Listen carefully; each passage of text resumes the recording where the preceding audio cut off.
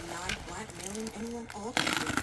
But when the infamous Become happened, in a form of some combination, they forced him to apologize to all the girls he blackmailed in recent months. They have their own websites and hangout spots, but everything has been shut down. They also have a daily motion and video, where we can see videos, so we're not uploaded on YouTube. This is a very large rabbit hole, so I don't want to go through everything, but in this video, they basically explain what camping is. Now a lot of people wonder exactly what camping is really like. Some people have gone as far as to describe it as an underground version of Girls Gone Wild. In some ways that can be considered true. Let's compare, shall we? The sites are like the clubs. There are shy girls, drunk girls, friends, and the ones you already know will be epic.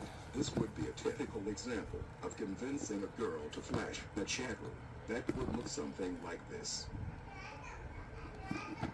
Usually after a girl flashes, you have those idiots who think it will look different a second time. In a chat room, that would look something like this.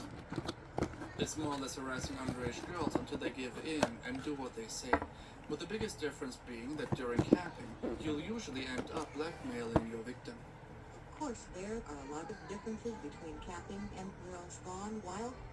For one, there are no blackmailers on Girls Gone Wild. But then again, those girls know they're going to have their videos shared all over the world. While girls on the internet will cry when they get recorded. Honestly, I'm somewhat surprised that the Dailymotion channel is still online, because some of the content is really strange. Like I already mentioned, most of this is from 2009 to 2012, so the campers are either gone, or they may operate in smaller groups or solo from now on. I made a full deep dive on this channel way back, and I'd say this is easily the most real and disturbing YouTube rabbit hole I've ever seen.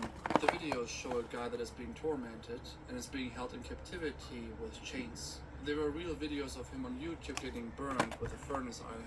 There were multiple interviews with him where he's accused of basically being a traitor to his country, and therefore has no rights anymore.